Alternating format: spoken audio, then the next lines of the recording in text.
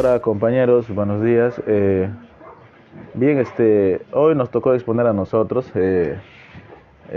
Bueno, nuestro grupo está conformado por, como ven aquí, Ángel Pérez, mi persona, David Paz e Isabel Condemarín. Bien, hoy nos tocó exponer acerca de las teorías del aprendizaje asociacionistas, ¿ya? Asociacionistas. Ok, bueno. Bueno, las teorías de aprendizaje asociacionistas, como ven aquí, ¿no? Son bueno, plantean, ¿no? Que el aprendizaje se produce por medio de estímulos, por medio de asociaciones, de ciertas acciones, ¿no? Por medio de, o sea, el aprendizaje tiene un medio para que llegue a un fin, ¿no? Para que llegue a un resultado, ya sea bueno o sea malo, ¿no? Para ver cómo funciona, ¿no? Como dice aquí, es decir, que todo nuestro aprendizaje puede ser reducido a condicionamientos, o sea, podemos aprender mediante estímulos, mediante formas, mediante cualquier cosa, ¿no? Que se pueda poner para contar de poder aprender, ¿no? Como aquí vemos, tenemos el condicionamiento clásico, el condicionamiento operante y el condicionamiento por modelación, que son tres tipos de aprendizaje asociacionistas. Bueno, yo les voy a explicar qué es el condicionamiento clásico. Este viejito que ven aquí es Iván Pavlov, ¿no? Este viejito, aquí está, sobre la cara. Bueno, bueno, este señor con el condicionamiento clásico, lo que él hacía, pues es el ejemplo más claro que se les puede presentar es sobre el perrito, ¿no? Que él usaba una campana para alimentar a su perrito. No que le daba la campana para que coma, sino que por medio de la campana el perrito se estimulaba y ya sabía que tenía que comer. O sea, él usaba la campanita, hacía sonar la campanita y el perrito empezaba a salivar. ¿Por qué se daba eso? Por el condicionamiento clásico. ¿De qué se trata? De que aquí lo vemos claramente. No, primeramente tenemos que ver la leyenda, ¿no? El Iván Pavlov usaba los estímulos, que en este caso hay varios tipos de estímulos. Tenemos el estímulo incondicional, el estímulo neutro, también tenemos bueno, en este caso el estímulo incondicional vendría a ser la comida, ¿no? Y tenemos una respuesta incondicional que viene a ser la salivación, como cualquiera de nosotros vemos una comida y empezamos a querer tener hambre, ¿no? Peor si tenemos mucha hambre, ¿no? Y en este caso un estímulo neutro viene a ser un objeto, cualquier objeto que no se puede comer, no se puede hacer algo, o sea, se puede hacer algo con eso, pero en este caso en la comida no se le puede comer. El estímulo neutro es un objeto, ¿no? Algo que lo podemos usar para hacer otras cosas. En este caso Iván Pavlov usó una campana para poder estimular al perrito. Bien, tenemos aquí al perrito, ¿no? Él primero usó la comida, le dio al perrito y el perrito salivaba, ¿no? Le hizo ver al perrito y después, conforme iba pasando el tiempo, usaba la campana. Y después de la campana le daba la comida. Y hasta que un día, con tan solo mirar la campana, él empezaba a salivar. ¿Por qué? Porque sabía que cuando tocaba la campana venía la comida. Es igual que nosotros, por ejemplo, cuando estábamos en el colegio, un ejemplo que claro también es el timbre del colegio. Sonaba bueno, y creo que algunos de nosotros, en sí, en la mayoría quizás, bueno, me pasó a mí también, que algunos de nosotros en el colegio llevábamos un reloj, ¿no? Llevábamos un reloj y la hora de recreo pues siempre se daba a las 10 o algunos a las 9, ¿no? Y ya pues en nosotros pues el estímulo neutro era el reloj, ya que estábamos mirando quizás, ¿no? Que ya va a tocar el timbre, ya va a tocar el timbre, ¿no? Y sabíamos de que a esas horas iban a tocar el timbre, siempre era puntual el timbre. Y todos sabíamos que el timbre anunciaba el recreo, ¿no? Y aquí tenemos la unión de la comida, que es el estímulo incondicional, más la campana, que es el estímulo neutro, tenemos una respuesta incondicional. Aquí está, que es rotativo, los elementos del condicionamiento clásico. Tenemos el estímulo neutro, ¿no? Con el estímulo incondicional se comete una respuesta incondicional, luego un estímulo condicional y tenemos una respuesta condicionada. Todo gira ahí, ¿no? Aquí tenemos los elementos, el estímulo incondicional, que es un estímulo de manera automática que provoca una respuesta en el órgano. Tenemos la respuesta condicional, incondicional, ¿no? Que es la respuesta que ocurre de una manera automática, de una manera natural, por decirlo así, ¿no? Es como que escuchamos una música y sentimos cierta sensación, o escuchamos una música y la disfrutamos. Mira, al escuchar una música la disfrutamos, ¿no? Disfrutamos, pero con esa música nos trae recuerdos, ya se convertiría, creo, en un estímulo condicional, ¿no? O sea, escucho una música, vaya, esto me recuerda a mi infancia, me recuerda a cuando estaba con mis amigos, que esto, que lo otro, ¿no? Y se convierte en una respuesta condicional. Y aquí tenemos la respuesta condicionada, que es la respuesta que aparece al presentarse el estímulo condicionado. Ese que era un estímulo neutro. Y el estímulo neutro es cuando se presenta algún método. Ahí está, la mejor palabra es como se usa. El estímulo neutro es como un método en el medio que está presente en el medio, que no provoca, dice, ningún tipo de respuesta en el organismo. Y después sí. ¿Ya? Aquí tenemos un ejemplo, el miedo a los perros. ¿No? Bueno, estos son algunos ejemplos de fobias, ¿no? Este es un ejemplo de un perrito, ¿no? De repente alguien la mordió. Por ejemplo, yo tengo un hermano que un perro le había atacado de frente al rostro a mi hermano menor, y él empezó a tener un trauma por los perros hasta ahora. Hasta ahora tiene un trauma por los perros, y cada vez que ve un perro tiene miedo. Incluso si le ve de lejos tiene miedo.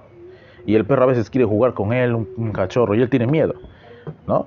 Y eso vendría a ser un estímulo condicionada, ¿no? Una respuesta condicionada, ¿no? Que esa fobia que él tiene, ¿no?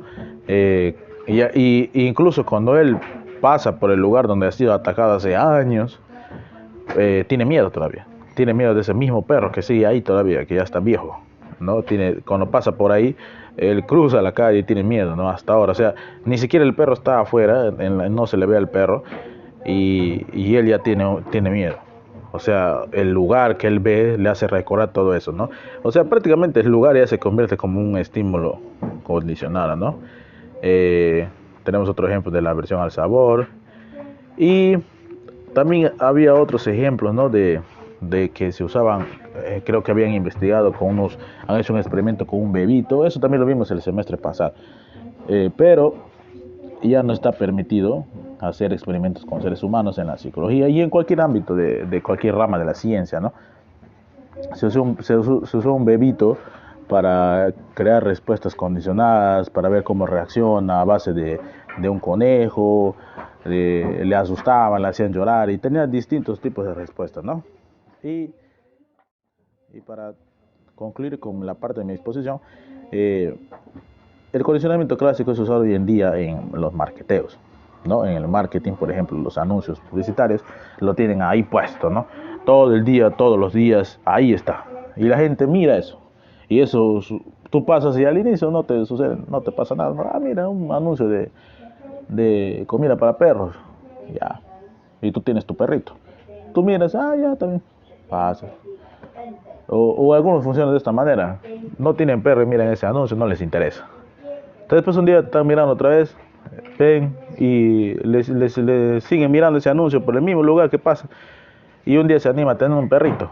Voy a tener mi perrito. Sigue mirando ese anuncio y luego ya se anima a querer ir a la tienda, a esa tienda, a comprar la comida para perro. De esa manera funciona también el estímulo, el condicionamiento clásico produciendo, ¿no? Y esa sería la parte de mi exposición. Gracias, profesor y compañeros.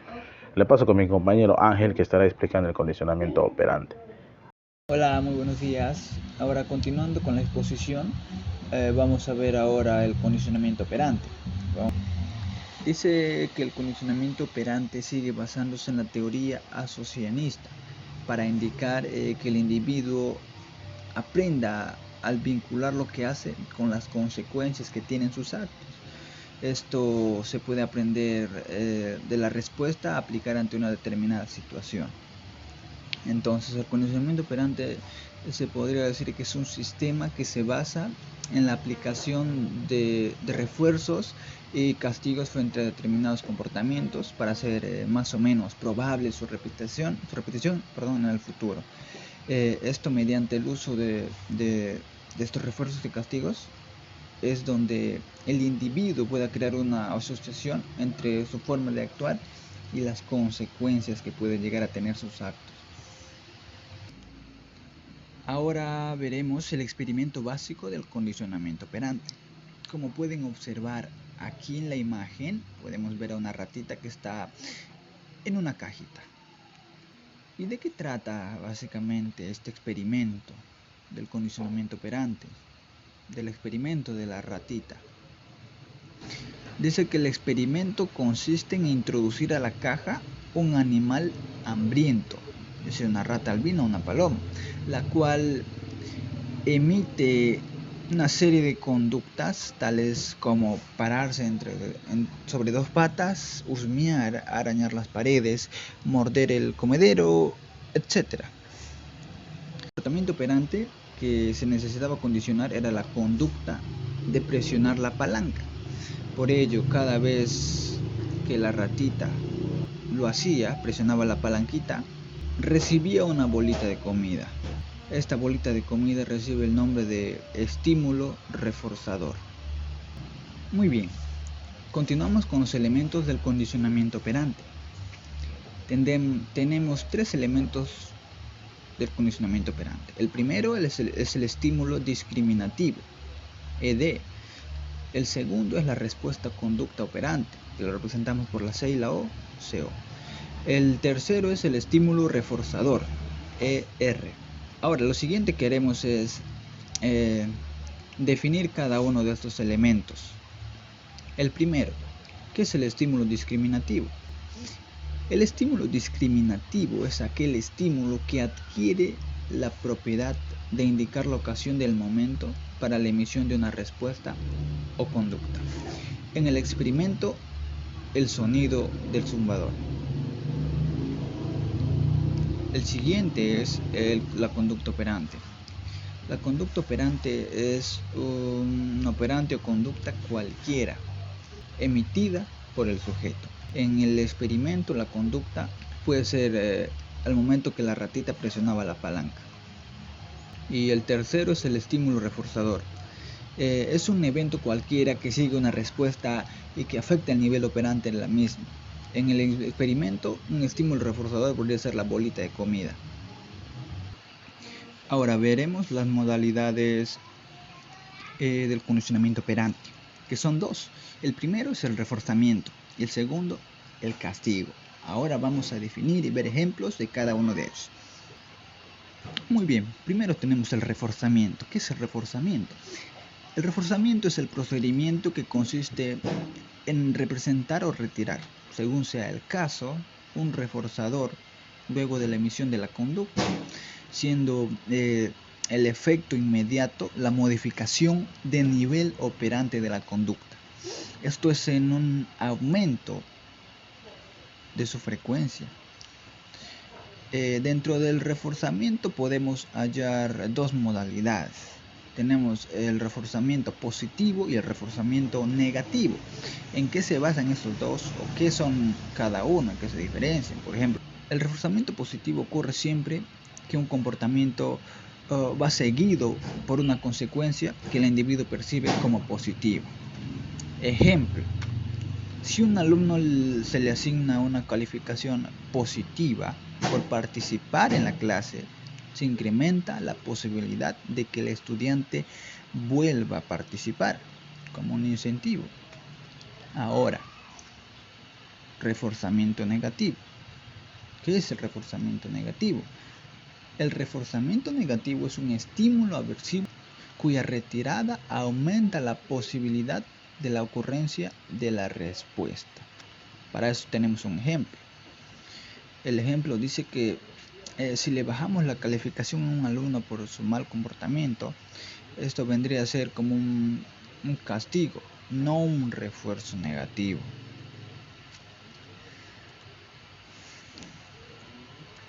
Ahora, ¿cómo aplicamos esto a un salón de clases?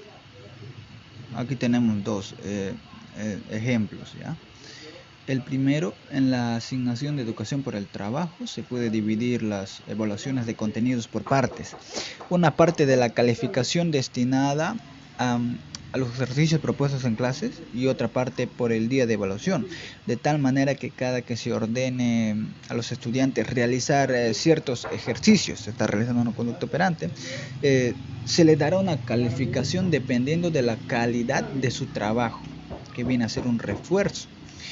Y esto favorecerá el proceso de enseñanza y aprendizaje, puesto que los alumnos, al recibir un estímulo de obtener una calificación buena, alta, por los ejercicios hechos en clases, se interesarán mucho más en hacer lo mejor posible, fijando así las nuevas habilidades. El conocimiento operante es aplicable al aula de clases en múltiples situaciones, donde se requiera que una conducta deseable sea reiterativa. Esto se puede lograr aplicando estímulos positivos, placenteros, cuando se representa la respuesta deseada, ¿no? O eliminando estímulos negativos, para fomentar la repetición de las respuestas. Bien, ahora veremos el castigo. Ya vimos el reforzamiento positivo negativo, ahora veremos el castigo. ¿Qué es el castigo? El castigo es el procedimiento a través del cual disminuye la probabilidad de ocurrencia de una conducta. Y esta también tiene dos modalidades: castigo positivo y el castigo negativo. El castigo positivo es el procedimiento mediante el cual, después de emitida una conducta, aparece un estímulo que disminuye la probabilidad de ocurrencia de una conducta. Ejemplo: tenemos a un niño que tira su comida en el suelo. Luego la madre le da un fuerte jalón de cabello. Se observa que el niño realiza cada vez menos dicha conducta. El castigo negativo es el procedimiento mediante el cual, después de emitir una conducta, se retira un estímulo que va a disminuir la probabilidad de ocurrencia de una conducta. Ejemplo: un niño tira su comida al suelo y le prohíben ver televisión. Dicha consecuencia genera que el niño deje de emitir dicha conducta. Ahora vamos a ver unos cuantos ejemplos de casos de condicionamiento operante.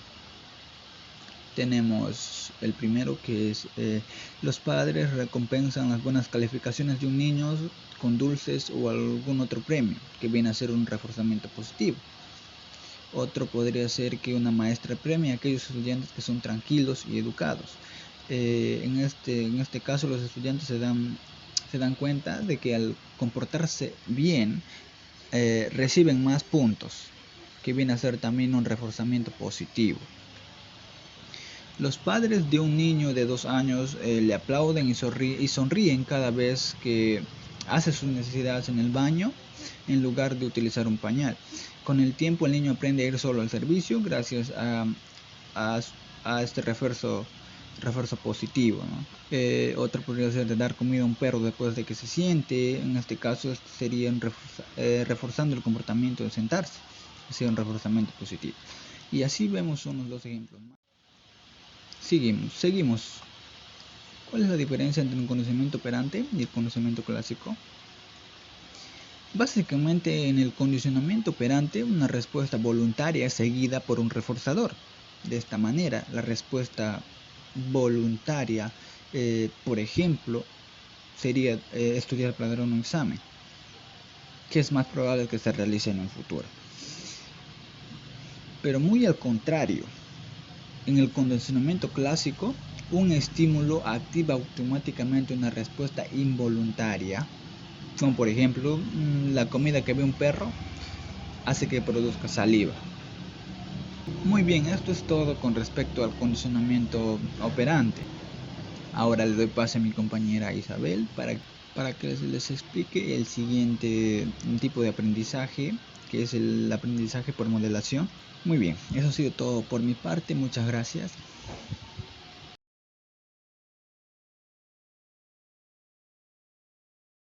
Profesora, buenos días. Mi nombre es Isabel Angélica Condemarín Rojas y bueno, hoy nos tocó exponer a mí y a mi grupo. Bueno, eh, a mí me tocó exponer lo que es aprendizaje por modelación, ¿no? Nos mandó a hacer la definición, el experimento básico, características del aprendizaje por observación y la clasificación de modelos. Bueno, tenemos lo que es el aprendizaje por modelación, que es su definición. Bueno, este es un modelo, es un tipo de modelo de aprendizaje, ¿no? que se basa a la imitación de la conducta ejecutada por un modelo, normalmente de otra persona.